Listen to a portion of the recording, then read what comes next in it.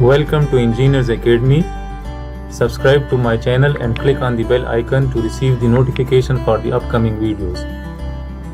Today we are going to solve this problem 256. So in this problem it is said that the rocker arm of an automobile, so this is the rocker arm, right? So this BD engine is supported by a non-rotating shaft at C, right? So here is a non-rotating shaft, it doesn't rotate.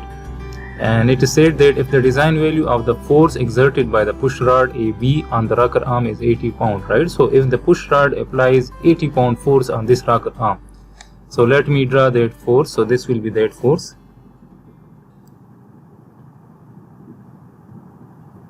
So let me write this force as FAB equal to 80 pounds, right? So this force is 80 pounds, FAB.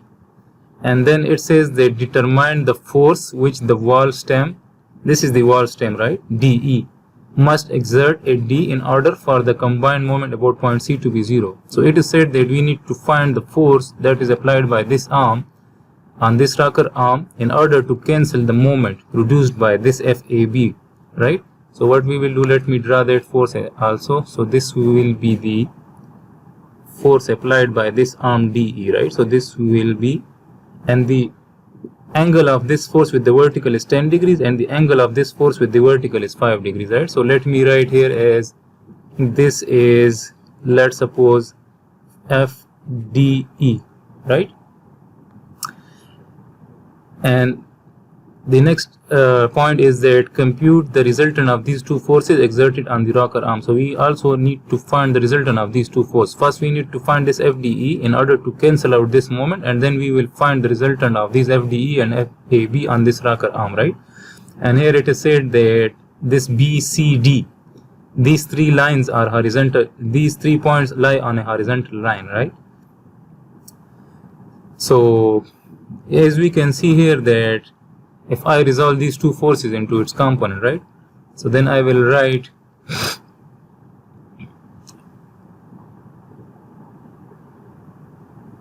this will be the one component, right? And if I draw another component, let's suppose if I draw this component, so this will be the horizontal component of this FAB and this will be the vertical component, right? So if I draw here that this is the positive x and this is the positive y, right? So then this will be f of x and this will FAB of x, right? So it will be FABY, right? So these are the two components, and similarly here as well. So if I draw that, let me draw those components. So one component will be this,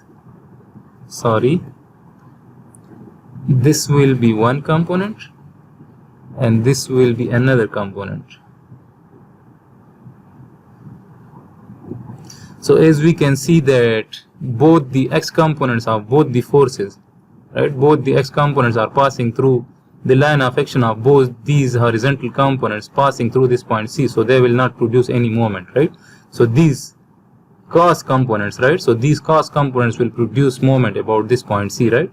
So if I write, so then this component will be what? So this will be 80 cos of 5 degrees, right? And what will be this component? So it will be FDE cos of 10 degrees. So this component will be this, and this vertical component of this FAB force will be 80 cos of 5, right? So now if I write that the summation of moment about C is equal to 0, right? So here it is given that find this force that will, the combined moment about point C will be 0. So the summation of moment about C is 0, right? So now let's assume that the counterclockwise moment is positive, right? So let's assume this. So as we can see that this is producing, this 80 cos 5 degree is producing clockwise moment, right? So let me write it here. So let's suppose if I write minus 80 cos of 5 degree, right? And the perpendicular distance of this 80 cos of 5 from point C is this much, 1.75 inches. I will write 1.75 inches. And as we can see that this FDE cos of 10, so it is producing counterclockwise moment. So I will write plus, and then I will write FDE, which is unknown, FDE cos of 10 degrees, and the perpendicular distance. So the perpendicular distance is 1 inch, right? So I will write 1 inch, and this will be equal to 0, right? So now if I write, so FDE cos of 10 degrees into 1 is the same thing, right? So this will be equal to plus 80 cos of 5 degrees into 1.75, right? And FDE will be equal to 80 cos of 5 degrees into 1.75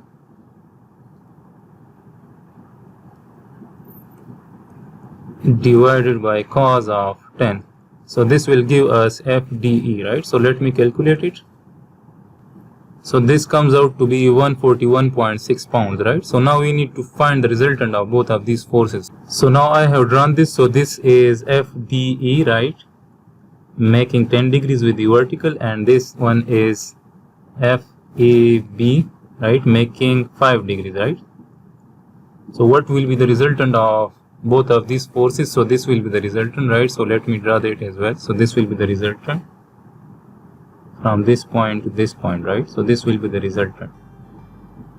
So we need to find this resultant. So now as we see that if this is 5 degree and this is 10 degree and this whole angle is 180 degrees, so what will be this angle? So it will be, let's suppose if this is alpha, so then alpha will be equal to 180 minus 5 minus 10 degrees, so then alpha will be equal to 165 degrees, right? So this angle is 165. Now FAB is known, it is 80 pounds. FDE is known, it is 141.6 pounds, right? So we can apply cosine law to find this R. So I will write R square, right? And the included angle between these two is also known, so I can find this R using cosine law. So I will write R square 80 square plus 141.6 whole square minus 2 into 80 into 141.6 cos of alpha, and alpha is 165 degrees, right? So if we find this and take the square root of this, so we will get R, right? So I will write, so R comes out to be 220 pounds. So this is the resultant force on the rocker arm due to these two forces, right? So this is the solution of this problem.